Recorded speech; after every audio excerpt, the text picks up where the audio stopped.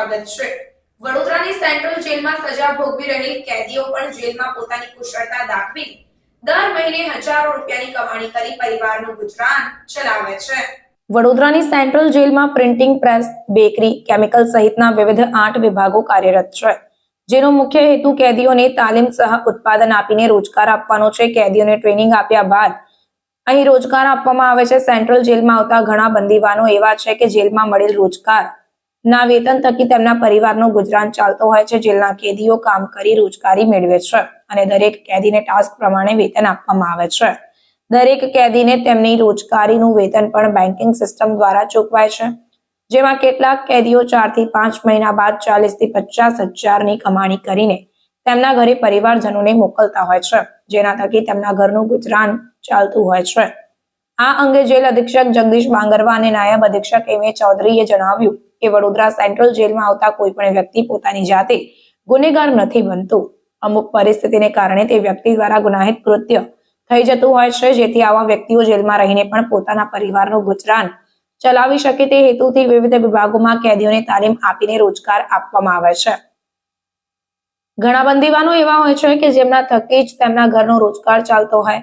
Central જેલનો દરેક કેદી કંઈક ને કંઈક કામ કરતો હોય છે। જેલમાં દરેક કેદીને ટાસ્ક પ્રમાણે બેન્કિંગ સિસ્ટમ દ્વારા વેતન આપવામાં આવે છે। જેલ તો માત્ર સાંજના 5 વાગ્યાથી સવારના 5 વાગ્યા સુધી જ તેમને લાગે, બાકી તો જેલમાં એક ગામ હોય તેવું વાતાવરણ હોય છે। સેન્ટ્રલ જેલના કેમિકલ વિભાગમાં 10 કેદીઓ દ્વારા ઉત્પાદન કરવામાં વ્હાઇટ ફિનાઇલની બજારમાં ભારે માંગ છે। અહીં લીમડા સાબુ, લિક્વિડ સોપ, કાર્બોલિક સાબુ, ડિટર્જન્ટ પાવડર અને ક્લિનિંગ પાવડર તૈયાર કરાય છે। જ્યારે 8 વિભાગોમાંથી સૌથી વધુ નફો મેળવતું પ્રિન્ટિંગ પ્રેસ વિભાગ, જેમાં 90 કેદીઓ ફરજ બજાવે છે અને સરકારી સ્ટેશનરી, લગ્ન કંકોત્રી, ઇન્વિટેશન કાર્ડ, ચોપડા, પ્રમાણપત્રો, ફાઇલો, લીફલેટ છાપવાની કામગીરી કરે છે। આ વિભાગમાં ગત વર્ષે 1.53 કરોડનું ઉત્પાદન કરી 19.33 લાખ રૂપિયાનો નફો કર્યો હતો।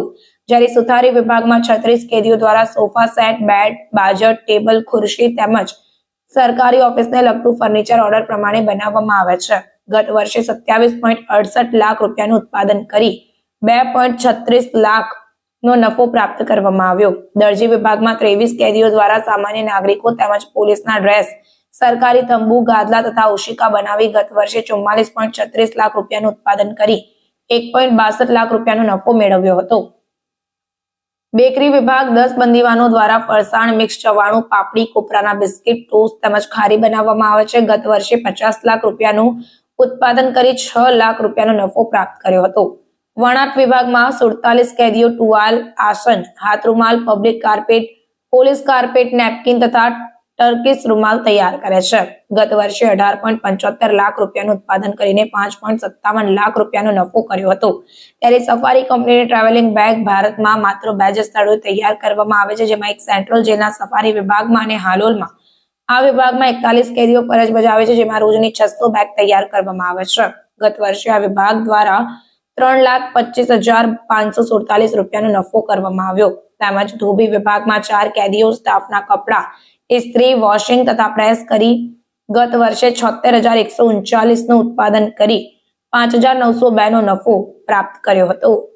અત્યારે વડોદરા મધ્ય જેલ ખાતે કેદીઓ દ્વારા સફારી બેગનું રોજનું 25,000 કામ થાય છે અને તેઓને આ બાબતે રોજીરોટી મળી રહે છે અને તેઓનું ઘરનું પણ આર્થિક રીતે આ બાબતથી તેઓ સદ્ધરતા થયા છે અને લાંબા ગાળાની તેઓને સજા હોય, જેથી તેઓને આનાથી સજા પણ સરળથી કાપી શકે છે, જેના ઉદ્દેશથી KL રાવ સાહેબશ્રીએ આ ઉદ્ઘાટન આનું સફારીનું કરેલ છે। ના, એ તો કંપની દ્વારા આવે છે, હાલોલ કંપની દ્વારા, અહીંયાથી તે લઈ જાય, અહીંયાથી તેઓ વેચાણ કરે છે, પણ અહીંથી કેદીઓને રોજીરોટી તેઓ આપે છે। 2500 થી 3000 બેગો બનાવે છે રોજની। હું જેલર સિંહ ચુડાસમા વડોદરા મધ્ય જેલ ખાતે ફરજ બજાવું છું।